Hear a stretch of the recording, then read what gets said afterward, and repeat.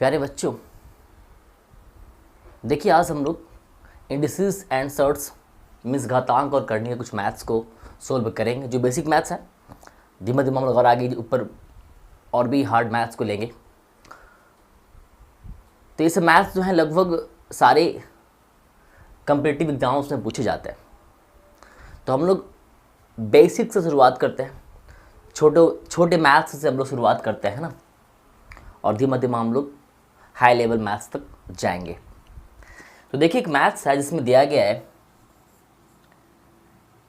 कि 8 to power 3 into 8 to power 2 into 8 inverse 5, 8 to power 3 into 8 to power 2 into 8 inverse 5 ऐसा दिया हुआ है। आप इसे कैसे सोल्व करेंगे? तो देखिए ज़रा, आपको पता है कि बेस बराबर होता है। जब बेस क्या होता है? बराबर होता है, तो उसके सारे पावर्स क्या होते हैं? ऐड कर दिए जाते हैं। पावर्स क्या होते हैं? ऐड कर दिए जाते हैं। तो देखिए ज़रा, 8 to power 3 plus 2 plus minus 5, तो 3 plus 2 is equal to 5 and then plus into minus is equal to minus, है ना। तो देखेंगे जरा आप लोग यहाँ पे 5 में 5 के क्या बचेगा? 0। So 8 to power 0 is equal to 1, क्योंकि हम लोगों ने सीखा है कि किसी भी चीज़ का, किसी भी संख्या का पावर 0 क्या होता है? 1 होता है। किसी भी चीज़ का पावर 0 क्या होता है? 1 होता है। किसी भी संख्या का पावर 0 क्या होता है? 1 होता है। तो आप इस प्रकार के मैथ्स को इतनी आसानी से सोल्व कर सकते हैं। उसी प्रकार देखिए ज़रा एक सवाल है जिसमें कहा जा रहा है 2/5 to power 6 divide 2/5 to power 5 divide 2/5। तो देखिए ज़रा, बेस क्या दिखाई पड़ रहा है हम लोग को? बराबर। बेस क्या है? बराबर है ना। तो हम लोग क्या करेंगे, जब बेस बराबर होता है, बेस क्या होता है? बराबर होता है, तो बेस को लिख लिया जाता है और उसके पावर को सब्ट्रैक्ट कर लिया जाता है ना। देखिए ज़रा आप यहाँ पे, तो 2/5 6 - 5 1, है ना। 1 को लिखना आवश्यक नहीं है ना। 6 - 5 क्या होता है? 1। 1 लिखना आवश्यक नहीं है, क्योंकि हर किसी के पावर में क्या होता है? 1 छुपा होता है। तो 6 में 5 किया तो क्या बचेगा? 1, और 1 लिखना आवश्यक नहीं है।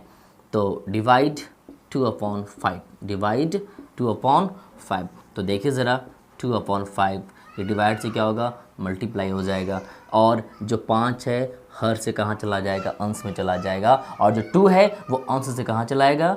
हर में चलाएगा। तो 2/2 1, 5/5 1, सो आंसर इज 1।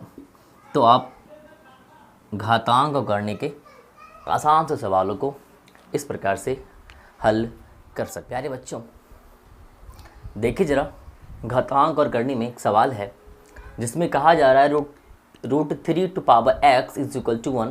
तो x का मान क्या होगा? तो x का मान क्या होगा? देखिए ज़रा, x का मान क्या होगा?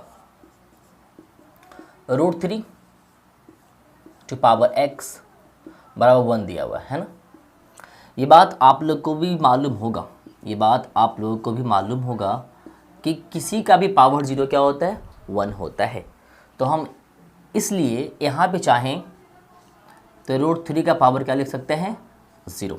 क्या लिख सकते हैं? 0, क्योंकि √3 का पावर 0 क्या हो जाएगा? 1 हो जाएगा।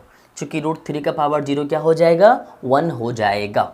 अगर √3 to power x बराबर 1 दिया हुआ है और हमसे अगर x का मान पूछता है तो क्या है कि आप समझ सकते हैं कि अगर हमें यहाँ पे 1 दिया हुआ है तो हम लोगों को मालूम है कि किसी भी चीज़ का पावर 0 क्या हो जाएगा? 1 हो जाएगा। तो उसके लिए हम लोग इसकी सहूलियत से यहाँ पर भी क्या रखेंगे? √3 रखेंगे, और √3 का पावर 0 क्या हो जाएगा? 1 हो जाएगा। तो आप देखिए, हमने आपको बताया था कि जब कभी इक्वल की दोनों साइड बेस जब इक्वल हो जाता है तो बेस क्या होता है? कैंसिल हो जाता है। तो x बराबर क्या बचा आपके पास? 0। सो x बराबर क्या हो गया? 0। तो जब कभी ऐसे मैथ्स दिए जाएँ तो ये बहुत ही आसान होते हैं, दिखते नहीं हैं लेकिन होते आसान हैं। तो आप इस प्रकार के मैथ्स को इस तरीके से बना सकते हैं। अब देखिए ज़रा, एक और वैसा ही मैथ्स दिया हुआ है जो कि बहुत ही आसान सा मैथ है ना। यहाँ पे क्या दिया हुआ है, √2 √2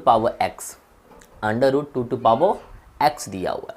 तो आप लोग थोड़ा सा गौर करें, यहाँ पे सीखे जरा आप लोग यहाँ पे कि अगर यहाँ पे ऐसा कुछ दिया हुआ है √2 = 8 है ना। तो आप देखिए ज़रा, हमने आपको बताया था कि कभी भी अगर आप रूट को उधर भेजना